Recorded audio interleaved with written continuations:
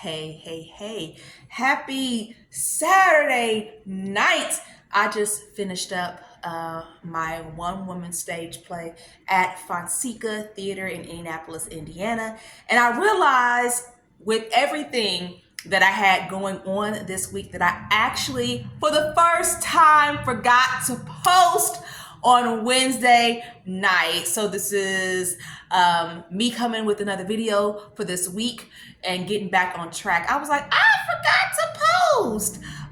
But first and foremost, I want to say thank you so much to everyone in the community that has supported me on this journey. It is super huge to have people who understand and people who accept me for me, right? Even though I'm one of Jehovah's Witnesses, it's so beautiful to have people from all different religions who just accept me for me and I accept them for themselves as well. And that's like so golden in this process. But with today's video, definitely I want to say thank you so much to everyone who came out and gave me support, but also I wanted to share with you an assignment that I have.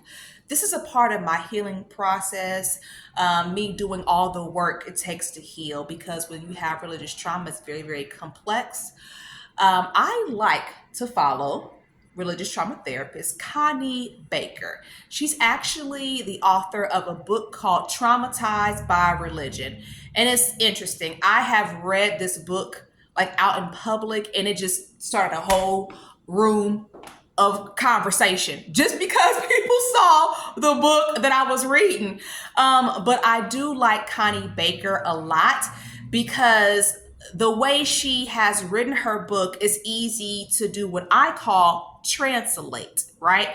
I can translate what she's saying very easily, and it fits what I have experienced, growing up as one of Jehovah's Witnesses. It's just really helpful to be able to translate the information, in an easier way. So I like her book, long story short. Okay, getting to the point of the video. One of the questions that was asked in her Space for Healing through Facebook, so I'm gonna throw out that resource, is if it's like a self-reflective question, okay? If you could go back in time and tell your younger self something with more compassion and deep understanding, what would it be?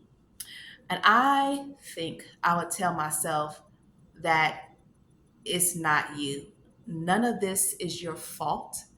And I would make sure that I understood how all these things that have happened to you literally were outside things causing you to act out in maladaptive ways or in harmful ways. So I would definitely encourage myself now, right? And my younger self to give yourself grace, give yourself time.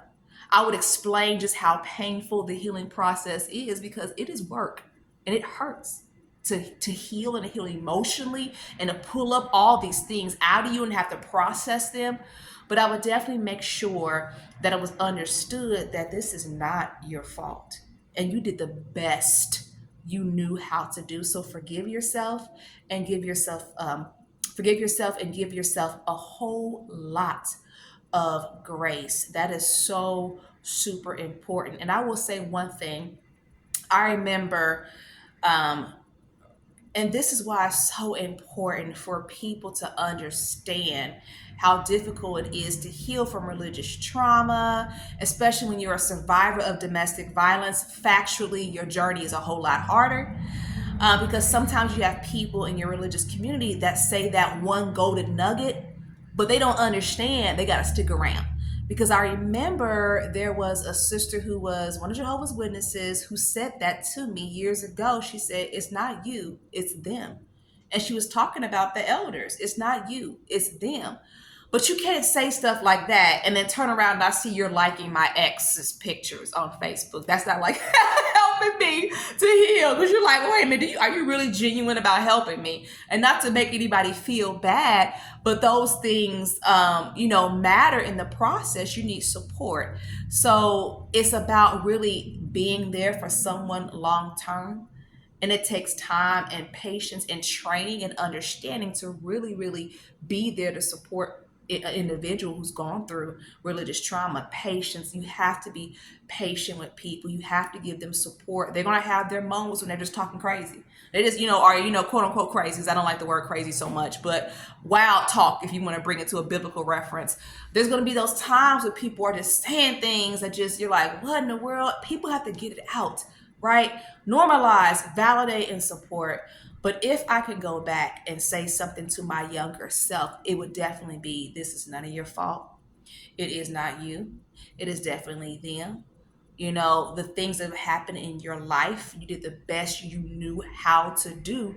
But if you can't get in the air, if you can't get in the air or any oxygen, right, you're gonna suffocate. You're gonna suffocate. If you can't get what you need, what's gonna happen? And unfortunately, that's the story of a lot of individuals. So, long story short, once again, as I close today, I greatly appreciate all the support.